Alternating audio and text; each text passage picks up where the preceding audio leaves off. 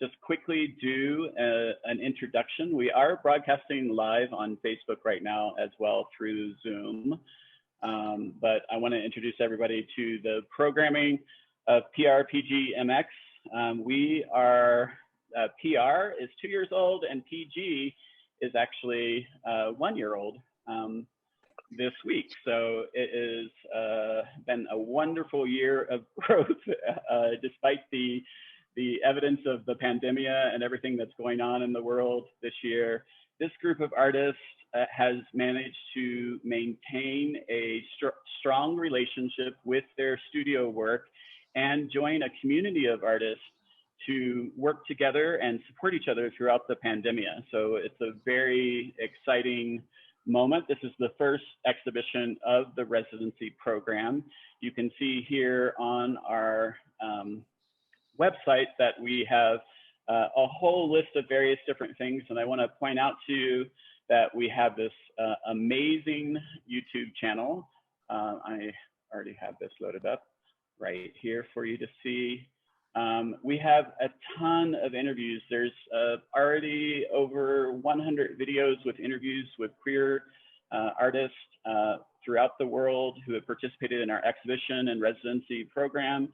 So I highly recommend that you take some time to go through this. This virtual opening will be there. The virtual openings from our previous shows are all there as well. So it's a great source.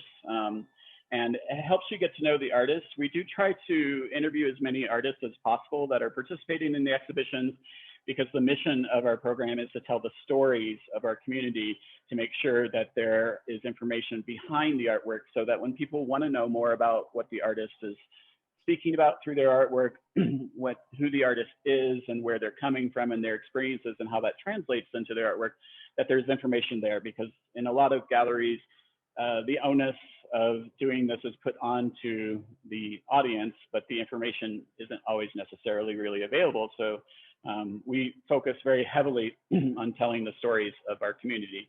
So you can find us at PRPGmx on YouTube. You could just search that and subscribe to it. You'll get notifications. We just interviewed Joshua Duttweiler from our Photographia 2021 show, which closed last Saturday. And there's several other artists in there, and some of the artists that are participating in the show have already been interviewed, and you can find in there as well. This project, the Art Lab project, is a new project of the residency and was formed out of the experiences of working with the artists in an informal way, but also the desire to have some sort of formal outcome that gave a reason to complete work. Because as we all know, as artists during the pandemia, a lot of the shows are digital. There's a lot of disconnections. It's been very, kind of hard to get things connected together and everything like that. But I wanted to make sure that we could mimic somewhat of a traditional residency program where the artists propose a project that they're going to work on within the 10 weeks. That proposal is accepted, and then we go through a process where we meet once a week. We check in with each other about where we are in our progress, share resources, laugh, cry, throw things at the screen, all the different things that we do, that we experience during the process of making art, happening with other people, and then offline continuing to produce the work and using the group feedback and the individual feedback processes to come to a conclusion. We just finished this process, I guess it's only been 2 weeks ago, 3 weeks ago maybe, and we will be starting a new process, a new art lab in May, I believe the 20th. We're expanding the art lab to have 2 different days. You would choose the Friday time or the Saturday time to be a part of one of those cadres. And then we would meet once a week. We'll start with an individual meeting where myself as the curator will meet with each individual artist and talk to them about their project, and maybe express concerns about the scope of the work within it, narrow some things down, make some decisions, and then move forward. The second week we'll do formal introductions of everybody, and then we continue to work and share things throughout. We open up rooms. I pair people together to critique one another. I work with people individually. There's an individual component of meeting with myself, the curator, in the process. And then we do final presentations with the curator and then to the group at the end, and then a decision is made about who's going to exhibit. And how that will all work. So we'll have a summer class, cadre, I don't know what we're going to call it. And so that starts around the 20th of the month of May. The applications are due on April 31st, which is coming up really quickly. It's insane how quickly it comes, but one of the things I did to help people is I've actually put in a proposal here so that people can get a sense of the level of detail and directness of what a proposal will be, because we don't all have experiences writing proposal necessarily, especially for a residency program. This is kind of a unique thing too. There is a cost associated with the Art Lab project. This time will be $250 for the 10 weeks. That helps us support our administrative, pay for the technology, and a whole bunch of a host of other things that keep the project running. We have a video example here talking with Ali Warren, who's present today as well. So you can take the time to go through that on your own. And I'm super excited about what will happen in the next group, because I have to tell you, like, this group, we're just a very special group because we spent a lot of time together. We have residents who've been with us. John Bishop has been with the residency for a year. We have people who've been with us for a month. We have people who've been with us for 6 months. So it's a wide range of people. We meet once a week on Thursday evenings. We do what we call the Kiki, which Kiki is sort of slang for gossip, but it's based around studio gossip. And we have visiting artists. We have visited galleries, talked to curators about their processes, and talked about the shows and various things that they're doing. What are some of the other? We do so many activities. If you go under the virtual residency, you could see all the different activities we do. There's videos there for them as well. My computer is going to load very slowly while this is running. And then there's the subscription as well. If you're interested, you can apply using the apply button, and you can also contact me directly if you have any questions before you apply. So I also want to show you guys that we have a very active Instagram here. Zahava's piece is currently set up for the opening of Zona Mako. We will be opening that show next Saturday, April the 24th, 1 to 8 p.m. in person here. And we'll have a virtual opening on Tuesday, the 27th, the day the Zona Mako Semana de Arte, International Art Fair Week starts. So we'll open here at 12 noon on Tuesday, the 27th for Zona Mako, but we have the main opening on the 24th, and you're welcome to come to that. We do have limited capacity because of COVID. We are in Amarillo, so we are able to get approximately 30 people into the building, and then there would be a wait if for any reason we're at capacity. I'm just showing this photo because we just got this pedestal made this week for Zahava's pieces. There's a 7-foot tall one as well in front of another window that has yet to be completely unpacked, but I am completely enamored every morning when I return from walking the dog, and there's this beautiful light coming through the window, and it really highlights the quality of the work and the experience that you can have with Zahava's work. So the show today, the Art Lab project, is brought to us partially by sponsorship with Dab Art Co. They are a Los Angeles-based gallery with a location in Los Angeles and downtown. Also, they have a location in Ventura, California. And if you don't know, Ventura is it's cushioned on each side. One side is Malibu, the other side is Santa Barbara. So it's a very affluent area, and it's a wonderful, wonderful space. And they also have studio spaces behind the gallery for rent, which is how I got to know Dab Art. Was approximately 4.5 years ago. I was living in Ventura, California on the beach in a camper, had my little motorcycle tooting around, and I needed a studio space, and I found them, and it was a wonderful, wonderful community of people to work with. I enjoyed having all the other people working. I loved being able to close the curtain on my space and everybody knew that I wanted to work and focus, and then, there was time for social and everything, and we did all kinds of events and things. And that really was the spark, the catalyst for this residency program, because then when I moved to Mexico City 3 years ago, I was working really hard in my studio, but I was having a really hard time connecting with other artists, and there were no centralized like community studio spaces and things like that. And so when I moved into this wonderful space that you see here, there's so much flexibility within the space that I decided, well, let's just start a community program. And we started with live drawing sessions and open studios where we invite artists in and they'd hang their work, and we do like pop-up events. And then we started producing international artists into specific spaces. And then about a year ago, we started the exhibition in a more formal way. And we hadn't expected to actually open a gallery space until this coming summer. But when the pandemic started, our first exhibition, Existimos, kept getting shut down because of the pandemia. Our hosts were selling their spaces, and we just kept getting shifted around. And I thought, we have all this space here, why not convert it to a gallery? So we're primarily at this moment more of a gallery space than we are a physical residency during the pandemia.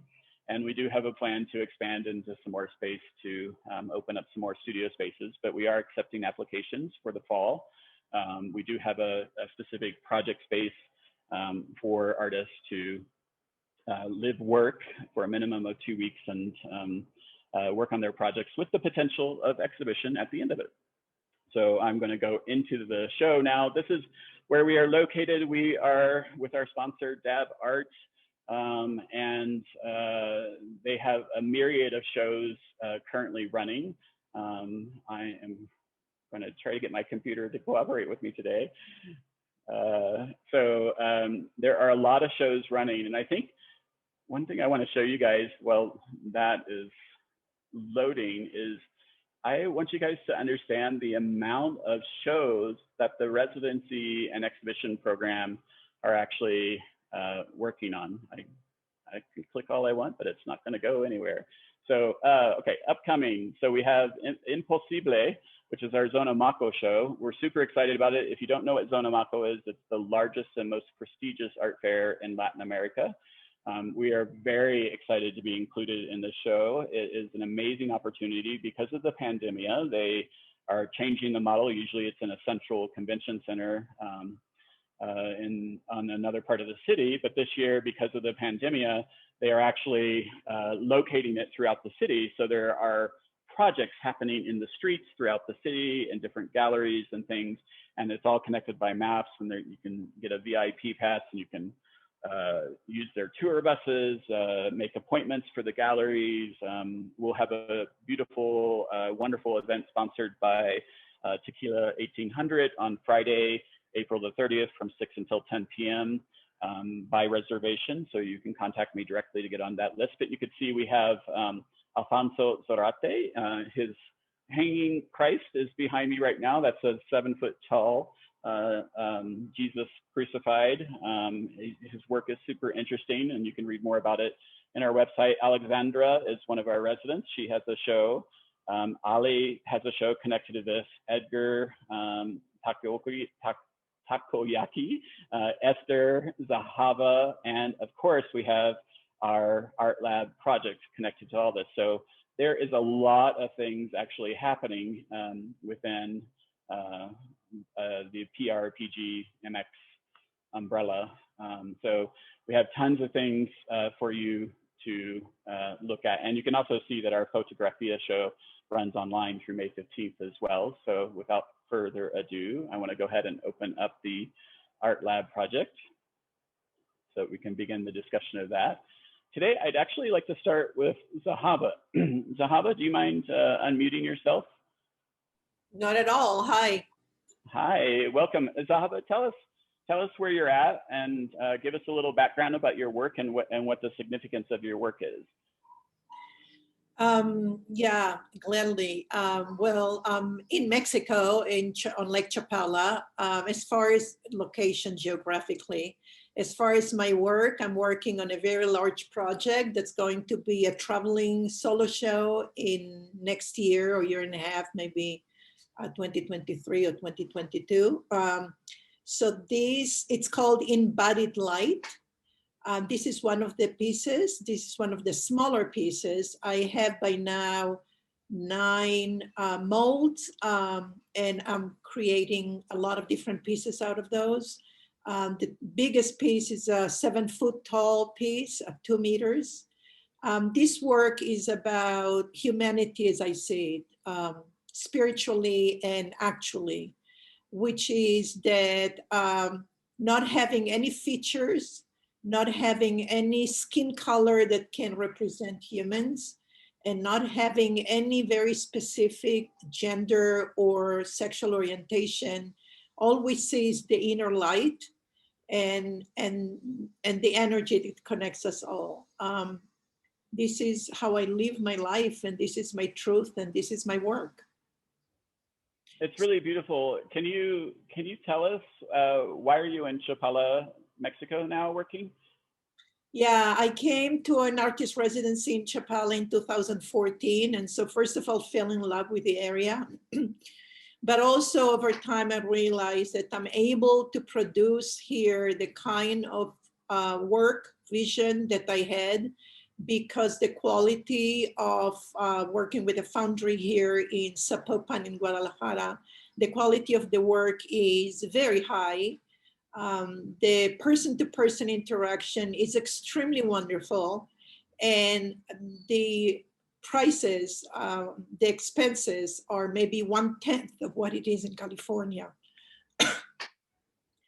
And So, also, I want to mention that Zahava has a solo show that's opening on the 24th connected to the Zona Maco as well. And that's what you're seeing here. That shows her different series of sculptures which are available that she's speaking about. This larger sculpture is currently in our gallery too. I can't wait to unearth it or unwrap it, or when it was in the box itself, this huge crate, which people have called a coffin, and then you open up the lid and everybody's like, is it a mummy? Because it was how it was wrapped and everything. So it's very funny. So now it's a standing mummy in front of a window, and I'll broadcast that live on Instagram sometime in the next couple of days, the unwrapping of that. if I may, I just want to say a word about the materials I use. So it's primarily resin, some of them with pigments, mixed media inside the resin, and many of them have bronze with it. Right. Well, they're quite stunning, and I encourage you all to come to the physical show if you can, because just seeing the light with those pieces is an incredible experience. So just the way the light passes through it, I'm like, I'm going to send a message to the building administrator just to see if they can remove all the front apartments in front of us that are blocking the sunlight, because but we're in the process of installing some lights outside of the window actually to help highlight them, because I'm just so emotionally excited every time I see them. So I'm thrilled to be working with you. We are going to go on to John Bishop. John, are you here? Yes, indeed. Hello. Hi, John. How are you doing today? Where are you at? I am in Houston, Texas, at the Silver Street Studios. We have an open day today, so I've kind of closed myself off to the public for a bit to chat with you all. Delighted to be here. Well, I'm super thrilled that you can make it. I'm trying to get your image to pop up. As always, whenever Zoom is running on my computer, everything else runs slower. Could you tell us a little bit about your piece that we're looking at here? Yes, this one is called El Túnel, and the tunnel. And it is I work basically in abstractions. I really wanted to create this idea of depth and hidden depth. And so I created a piece that has kind of a wispy cover on the front. It is somehow hiding what lies beneath, and yet not completely making it inaccessible or hidden or forbidden. That there is something beyond. And I think that there is a very clear visual vocabulary that we all share, even if it's not something conscious. And I think that my work tries to tap into those kinds of symbols and those kinds of vocabulary that reaches that point in us that that we all share a common kind of symbology. And I'm hoping that's what the piece does. Well, and I mean, I mean, you're a very prolific artist, but you managed to use that vocabulary to communicate a myriad of different things. Where is Silver Street Studios in Houston? Silver Street Studios is in the Washington Arts District, just outside of downtown, between downtown and the Heights. If you're if you know the area, it has been here for 10, 12 years. There's a larger complex called Sawyer Yards. Silver Street Studios is one of 6 buildings in Sawyer Yards, the complex. And it houses, there's 6 different buildings, and it houses about 350 artists. So we're one of the largest art communities around, and we are open regularly to the public. And today is one of those days. I honestly, I can't think of any other location for art studios that has that many artists in it. It's a rather huge complex of studios. I hear that there's one in Los Angeles that is actually a bit larger as far as number of people, but they're not open as a group. We open individually, and obviously we open individually as well. So sure, of course, we count anything we can. Yeah, thank you. I'm going to move on to Hannah next. Hannah, do you want to go ahead and unmute yourself? If I can get this image to load.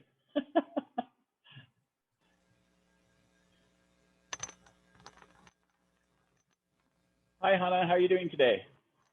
Hello, everybody. I'm fine, thank you. And Hannah, you're in Mexico City as well, but where are you originally from? England. England, okay. And how long have you been in Mexico? Oh, God.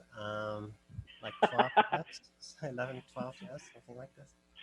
So because Mexico time runs a little bit slower, it's almost, that could like sort of, I don't want to, it's not like dog years, but it feels sometimes longer, and then sometimes it feels shorter.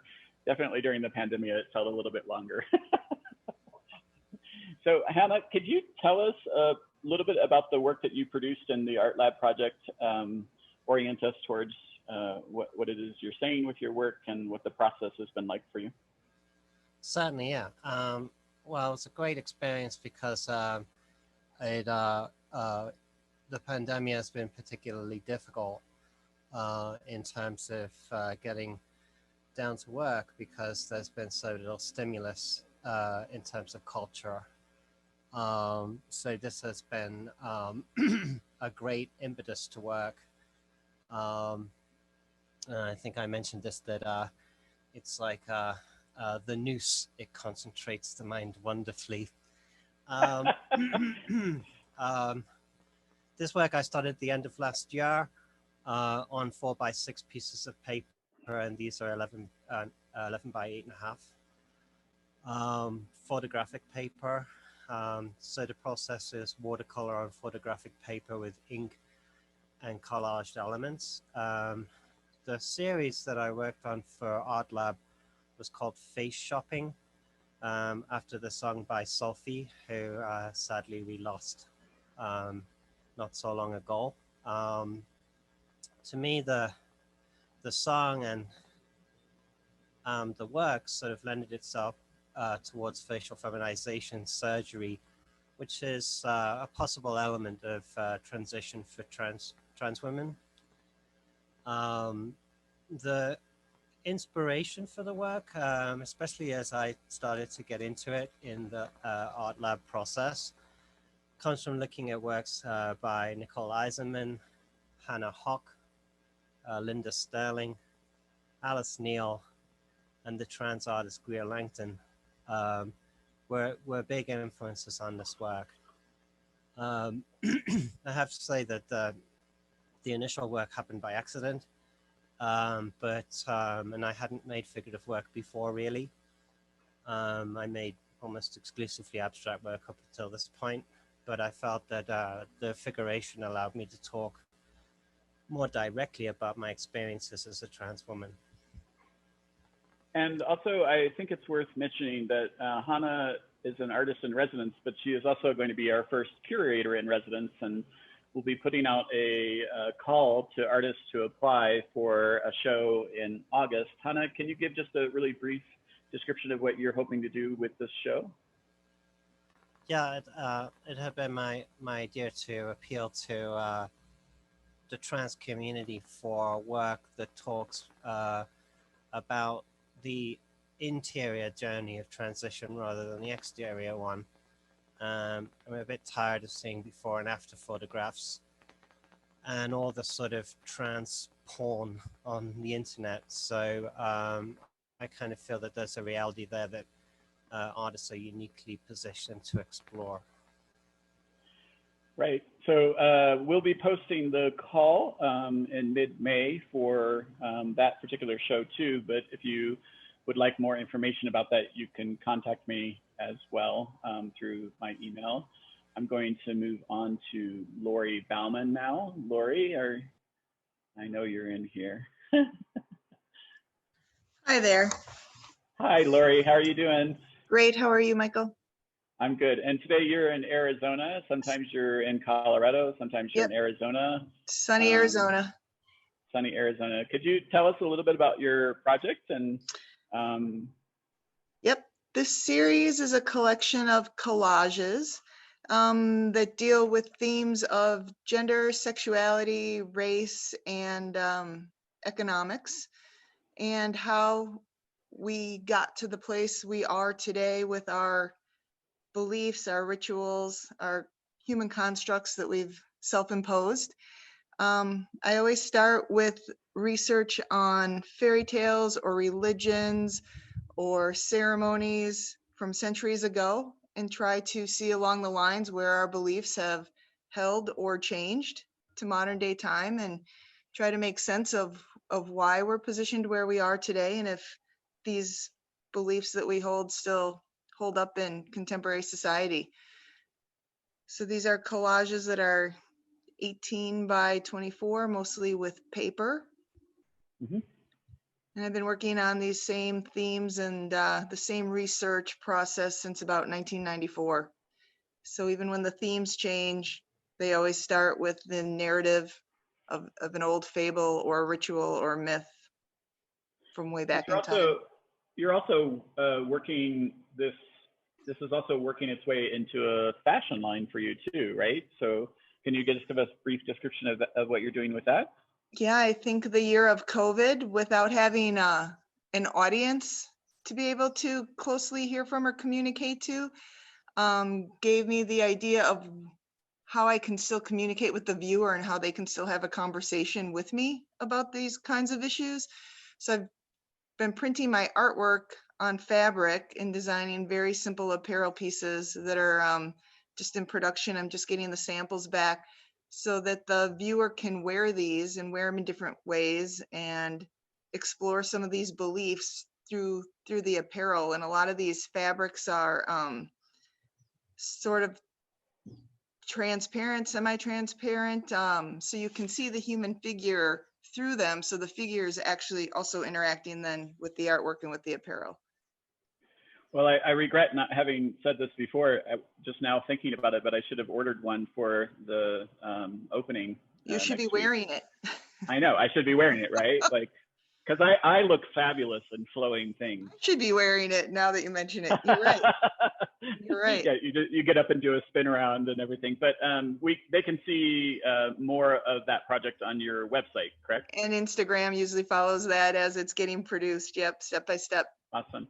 Thanks. Awesome. And just so everybody knows, all the artists today are listed on our website. If you just click the artist button, you'll see their profiles and you can link to any of their social media as well. So highly encourage you to take a look at it. It's very interesting.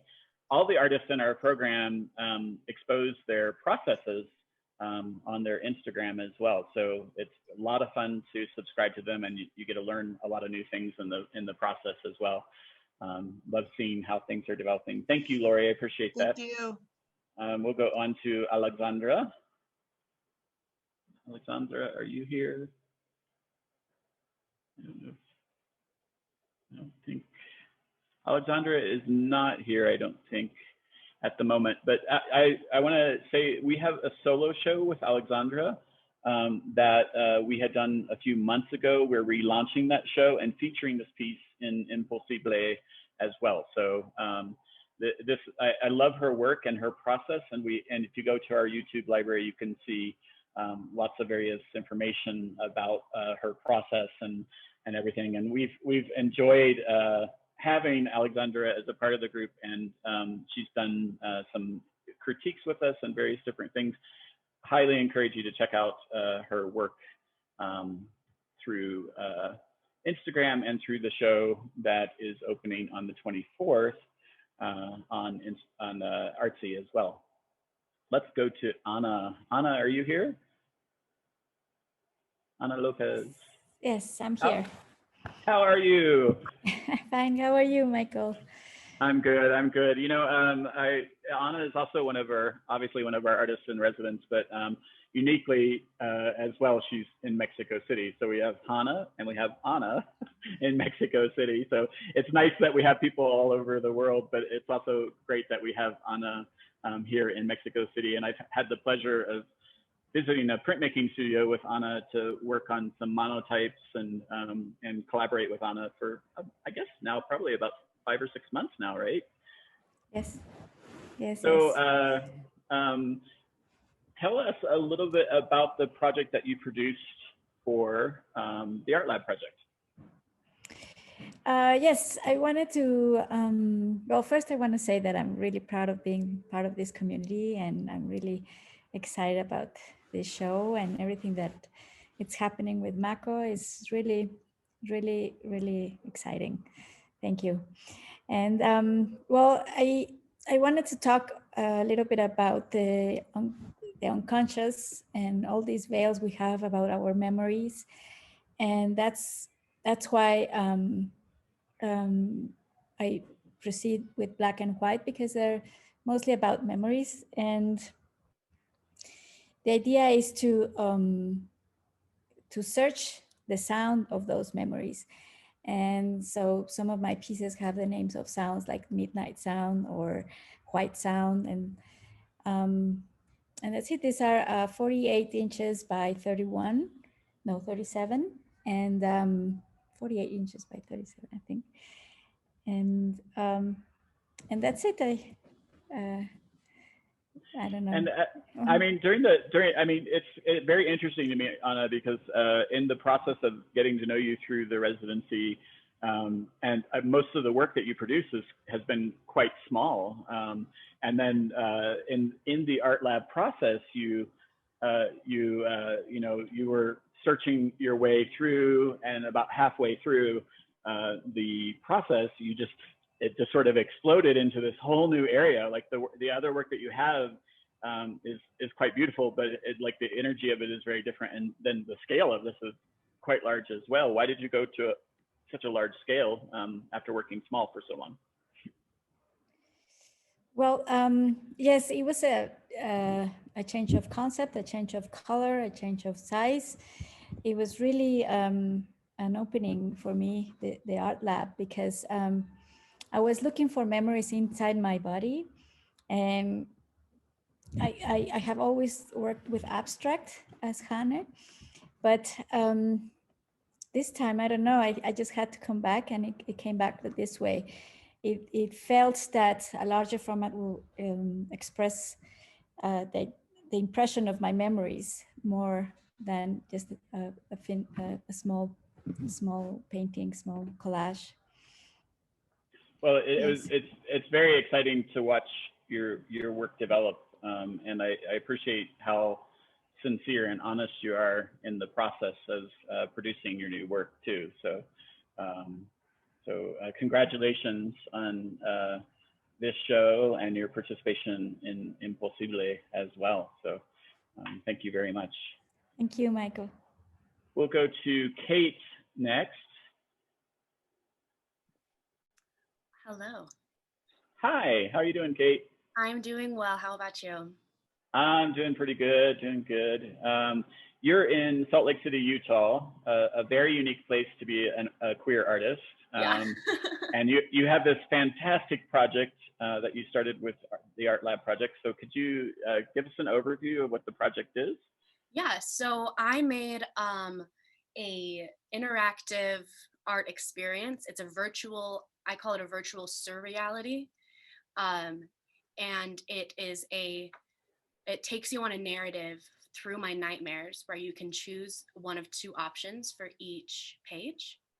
So for example, if you click on the one with the in the car with the you're sitting in the back seat of a car, you are hitchhiking into the city, and you can choose to either go one direction into the city or go and find your friends. And each of these scenarios gets more and more psychologically intense, and you make your way through the story and realize that it loops around and there's no ending until you make the choice to get out of it. So for this project, I painted 71 watercolors. They're much smaller than my regular studio practice, where I normally paint very big, very detailed watercolors. And so this was a really good exercise in learning how to pare down. A lot of these illustrations are based off of just images in my brain. A lot of them are based off of places that I see every day in my real life and places that I see every night in my nightmares. And so this the interactive website, is it live or? It will be live tomorrow. Okay. Yeah, I had some problems with the web designer, but it will be live tomorrow. Hopefully midnight tonight is what she said. So. Oh, awesome. And what would the website be for that interactive experience? The website is called youcontrolthedream.com. Perfect. And it gives you all the information about it, and then you make your way through it. And if you guys do it, I'd love to hear your feedback. And I want to mention that we are working with Kate to produce this in the streets of Mexico City. The ideal would be to put up the 71 or 72 pieces in around the colonia, and then with QR codes so that people can choose their destinations and follow cues from a map to tell their story. So it's kind of a little bit of a repeat from a pandemic project we did, Soledad, where we put the show into the streets and then published a map for people to follow during the pandemic because you couldn't go into a gallery space. But also this area is very heavy with protest, and the feminism movement, is quite strong here too. And I just felt like this story needs to be out into the street. So I'm excited that we're going to be working on that, hopefully for summer or fall. So that will be coming up soon. You can follow us and learn more about that as it comes about. Gina, I'm going to go to you next. Hi, Michael. How are you today? Great, thank you. It's great to have you here. I love having you as a part of the residency. One of my favorite things about Gina is that she is extremely disciplined and productive with her work. She takes an idea and she runs with it. She's very, very passionate and focused on her studio work. Gina, could you tell us about the series that we're presenting here for you? Yes, thanks, Michael. This is my first art fair. This was my first art residency virtually. And so what I do is I work with collage, and I'm a printmaker as well. And I love tracing and transferring. And something that I'm working through my own growth is squashing repetition and patterns and poor choices and boundaries. And I'm redefining my own personal peace and safety. So this work I started in the Art Lab project. It's exploring space and repetition and color. And specifically, I'm interested in the cycles of stress and stages of shock and complacency and the physiological changes in the body. And so during the art lab, I decided to repeat repetition patterns in color and work with symbols that felt close to home to me. And then what I do is digitally photograph them and create mandalas. And I started out making wallpaper and realized that wasn't going to work out for me. So it was a fun 10-week process to learn my own personal boundaries in the art studio, as well as personally through some art therapy, making these pieces. Yeah, and I mean, there's a lot of personal history within your work too, and I think that's a really powerful and important part of it. But there's also, even if you don't know the personal history behind the pieces, there's a power and a joy to them that comes through very, very clearly. So yeah, really, the stars and the symbols that I've put in there, they actually glow in the dark.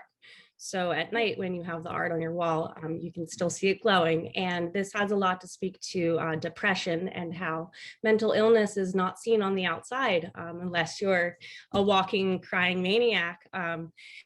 No offense, but there's these physical attributes that you'll see with people with manic states of depression, and those will come through in the colors that I use with extreme highs and lows. I show extreme changes in hologram colors, and so a lot of taking a book and judging it by its cover. right.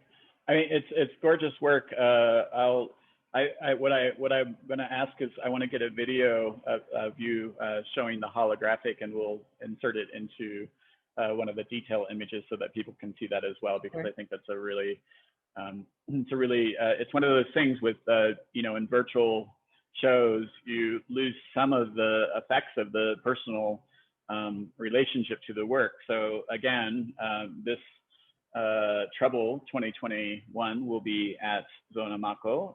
So hopefully we'll get you through customs before the show starts.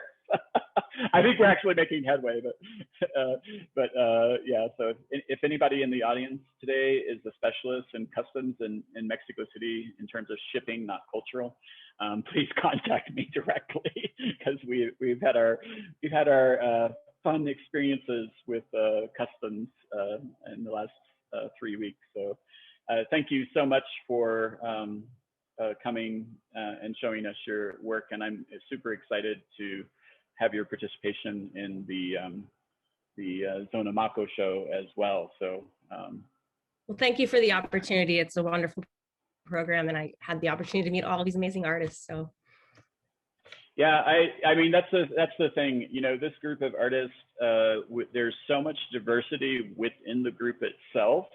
As a primarily, we identify as a queer community. And I think, some people have said to me, oh, I don't think I'm queer enough, or, I'm married and I have kids, or, something like this. And I'm like, well, queer is like a sensibility. Queer is this ideal of humanity and about inclusion of outsiders within, and making sure that the voices of people who would not necessarily fit into the mainstream of things have opportunities to tell their stories. So I'm super thrilled to have you as a part of that community. I can't figure out what's going on with my, I got to go back one more. Just all this fun navigation during a live presentation.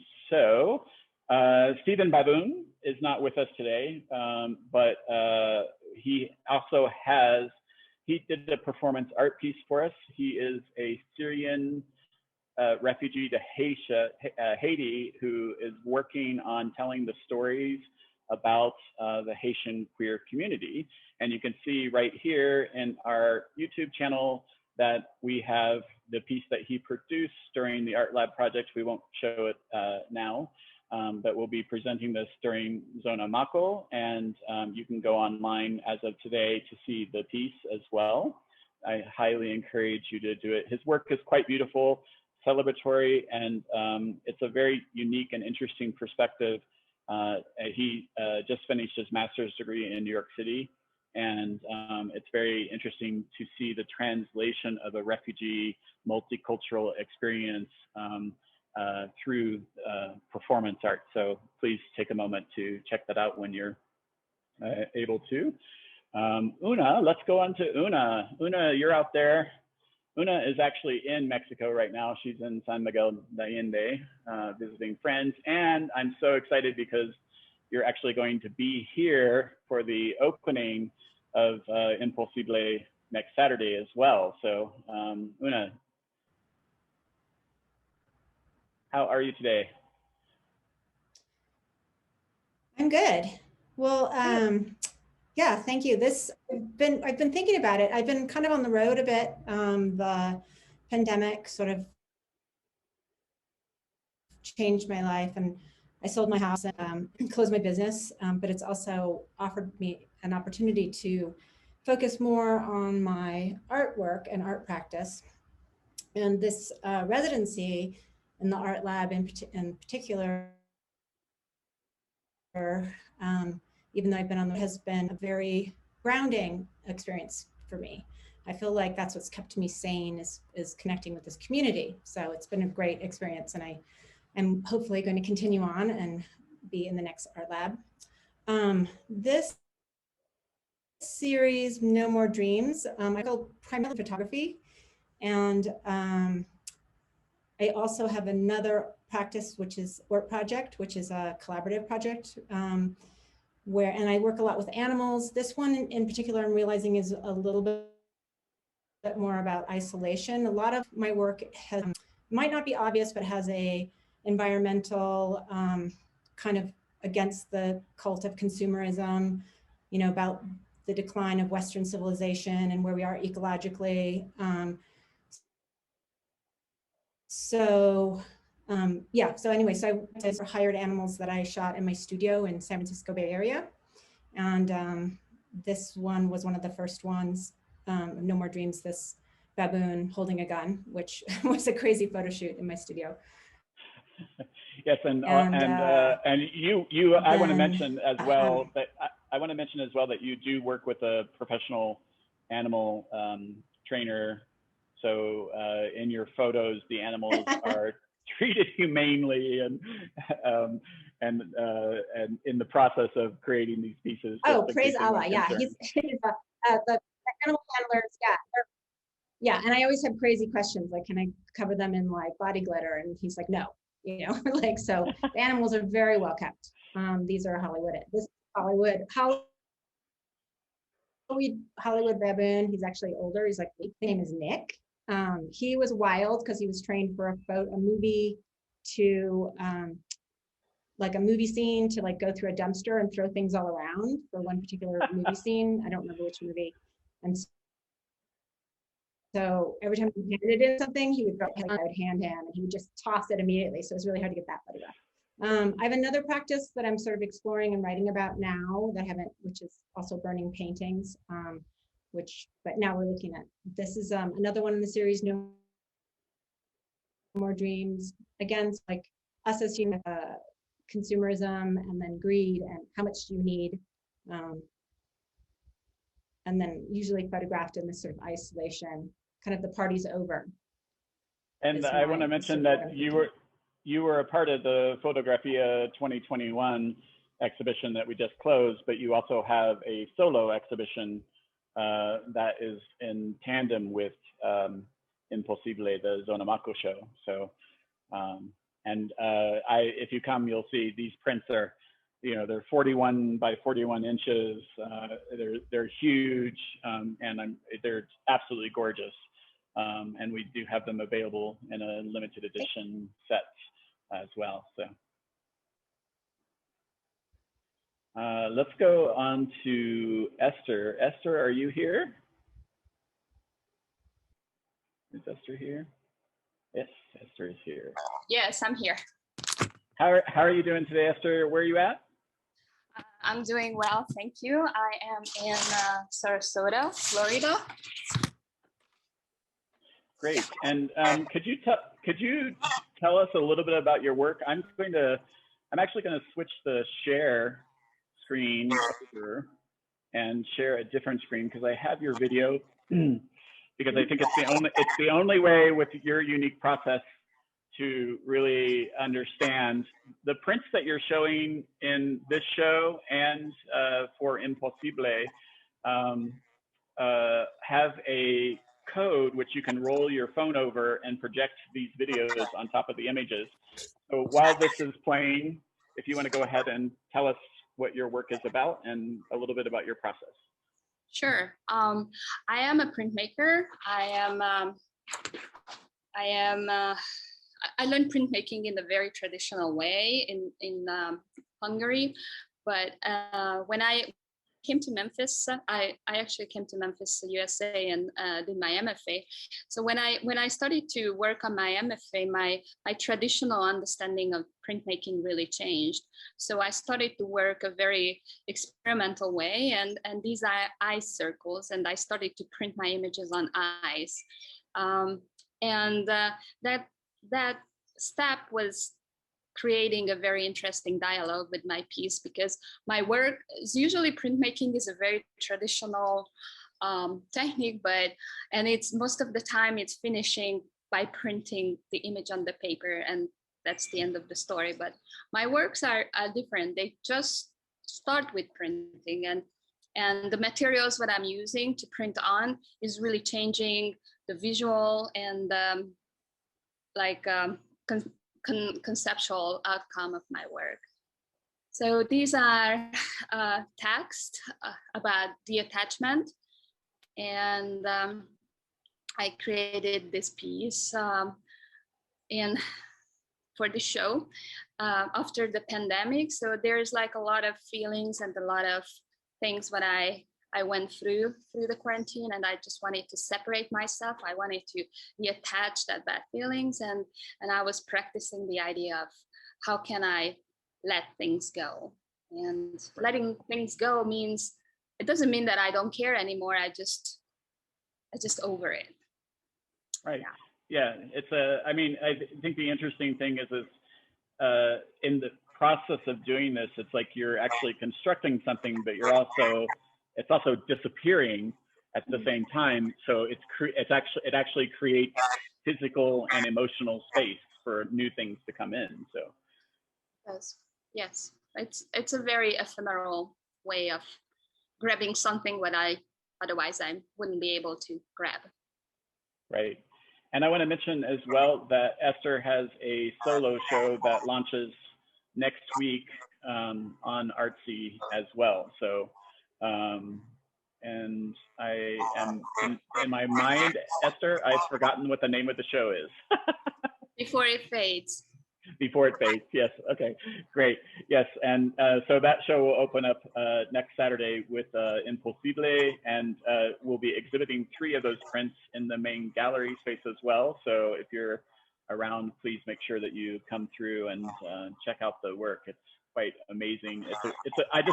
I love the overlay of the video on top of the printed image as an augmented reality experience, and it really does help tell the story. So when you purchase one of these prints, this particular emblem here is attached to an application that you could put on your phone. And once you launch it, just like any QR code, the video appears over the top of the image. So thank you very much, Esther. Thank you. And I look forward to conducting an individual interview with you as well about your work. Sorry, I'm paging backwards here. You could see a whole bunch of her pieces here. And then Ali Warren, we'll go to you next.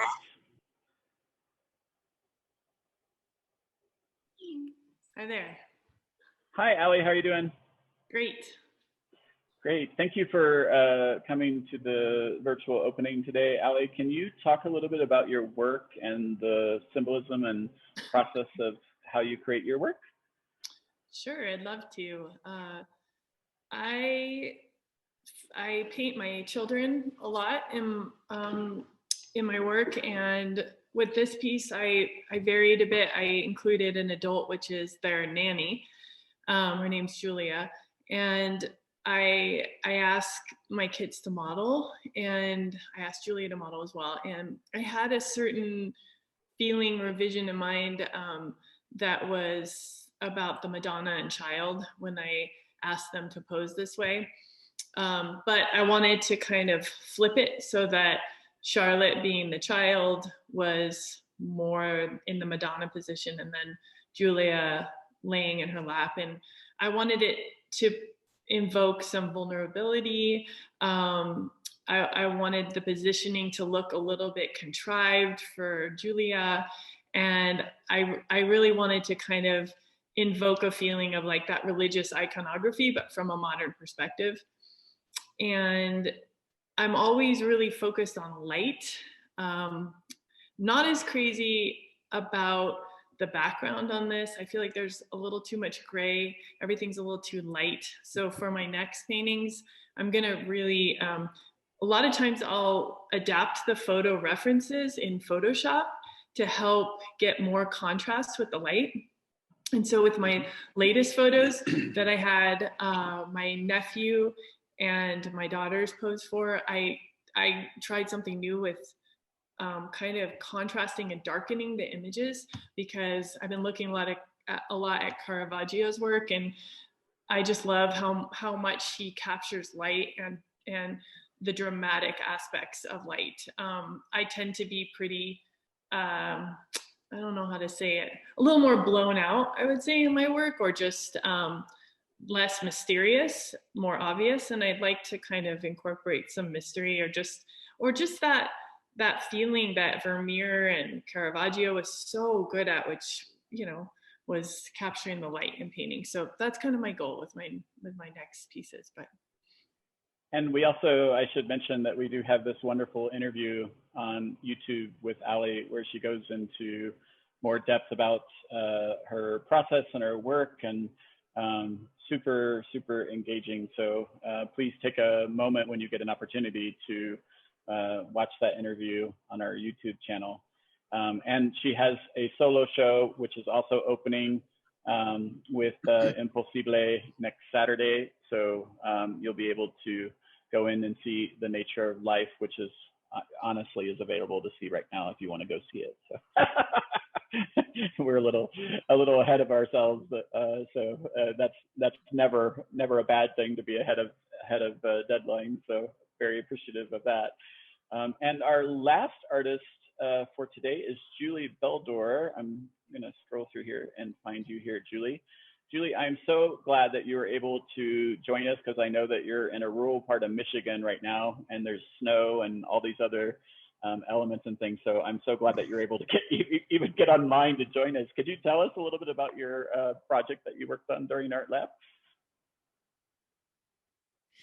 So I started the figure in this 30 years ago on this very heavyweight paper, which is what I work on.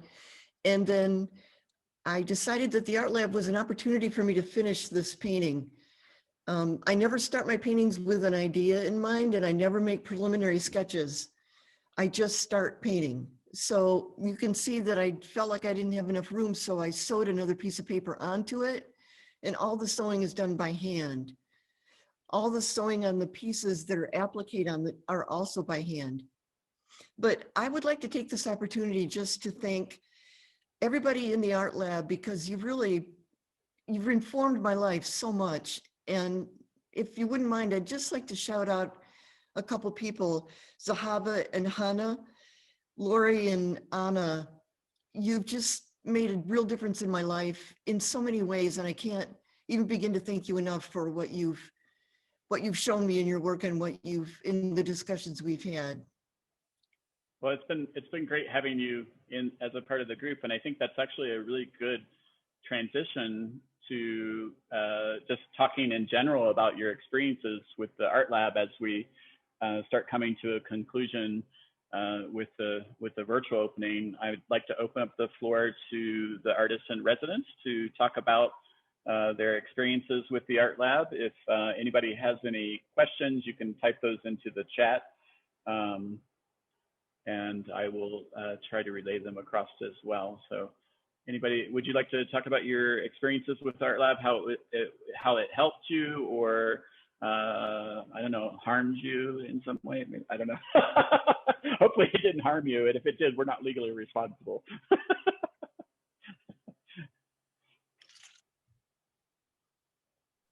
Sure, go ahead, Zahaba.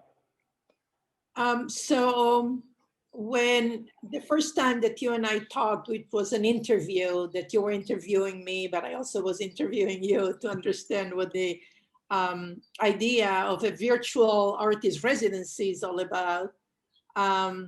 It was a fantastic, I don't know, an hour and a half of conversation. And I really was very clear on my goals, and I stated them to you, and you said, sure, no problem. We can do that, we can work on that. And truthfully, what I got out of the residency has been tenfold more than I expected. One of my goals was to apply to major grants. And so you, Michael, have been very generous with your time and experience and expertise in helping me do that. And actually also enrich my writing and my ability to talk about my project, my art, myself, and also eventually I was able to finish 2 large pieces within during this time. One of them is at the gallery now, the corpse.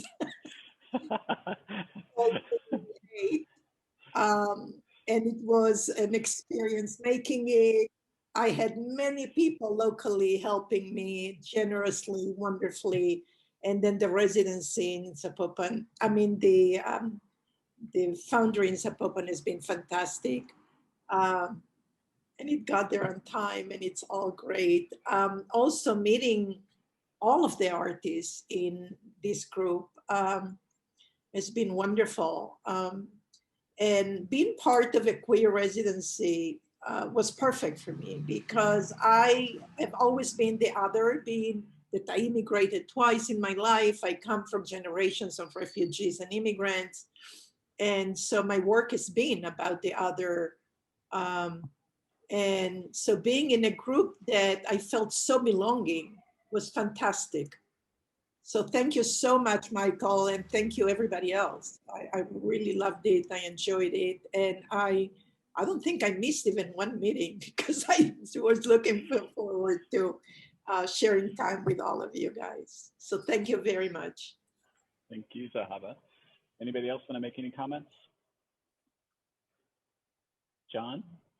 Yes, I'd just like to kind of follow up on what Zahaba was saying and how important the community has been for me. I work in a place where there are lots of artists, but I don't have an opportunity to talk much about my art and my process. And so to be able to be in a group with so many different types of people at so many different levels in their artistic career has been a real eye-opener for me. The program has reinforced and supported me, but also challenged and stretched me at the same time. So I found it tremendously helpful. And again, as Zahaba said, very appreciative to the whole group and to you, Michael, for running it all. Well, I also want to mention to everybody as well that the group is only as good as the participants. So the process that we go through of interviewing people to join the group, and the energy that people bring into the group is essential to their success. The residency is only a context. It's a place and a structure for artists to explore their studio work and to connect with other artists. And uniquely during a pandemic, but also just in general, the concept of working online, you know, we're more available to it now during the pandemic than we've ever been, but it will continue to happen because of the ability to attach all these people internationally and have them meet together and develop, you know, relationships with other artists, even though it's a two-dimensional platform. So anyone else want to say anything? Ali? Yeah, I just wanted to add on to what John and Julie were saying, and I wanted to thank you, Michael, for being I don't know, just like kind of blow my mind how many balls in the air you have and how much you juggle everything. And you're very professional and diplomatic. And, you know, I think you and I have been through a lot in the last couple of weeks trying to get this painting to you. And it's been really like bonding and challenging. And I just think you're a very professional person. And it's taken a lot of trust for me through this process. And it's funny because I keep coming back to like, I really trust Michael, and this is all going to work out, and it's going to be great. And I really trust your background in the art field, and I just feel really fortunate to work with you. And I think that the fact that you're managing your own work and you're doing your own work so prolifically, I'm really impressed by your murals. And then you're applying for the Zona Maca. I feel like I'm a very motivated person, and it feels so good to be part of something where everybody who's participating is motivated, but you're really extra motivated. And I want to thank you because I think we're all benefiting from that. And I'm just learning a ton. I'm honestly learning, I would say, more about the business aspect of art than I think that's the thing I've learned the most of with being a part of this residency. And I think that's, for me, even more valuable than you know, I haven't really gotten the benefit of a critique, so I'm looking forward to that part. But, you know, just that's just as important as making the art. So thank you for that. Yeah, and I reflect all your words back to you guys because, you know, this one of the reasons that I was a teacher for many years, it always supplemented my studio practice. I learned so much from the people that I get to work with in this community, and it's always interesting to have things reflected back to you. And there's an openness and an honesty within the group itself that helps a lot. So, and you guys motivate me as well. So part of my prolificness is also my sense of responsibility. Even when I was a teacher, I always felt like you can't teach what you're not doing. So I think that's a really essential quality to be a lifelong learner, and all the people within this group are clearly lifelong learners, and that really makes an essential difference because you have to have that openness to the process for the process to actually work. Any other final comments anybody want to make?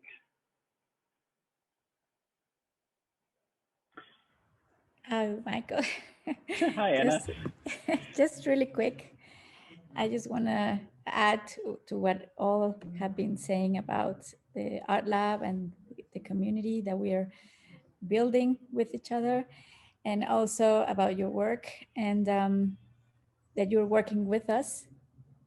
So I just want to thank you and thank everyone. It has been an unforgettable experience, not only because I'm really, with the pandemic, I'm really stuck with myself and with my life, but being in touch with everybody in the United States and speaking in English and everything has opened up it has opened up horizons for me. And I really appreciate everything you have done, Michael, with this art lab. It's really great.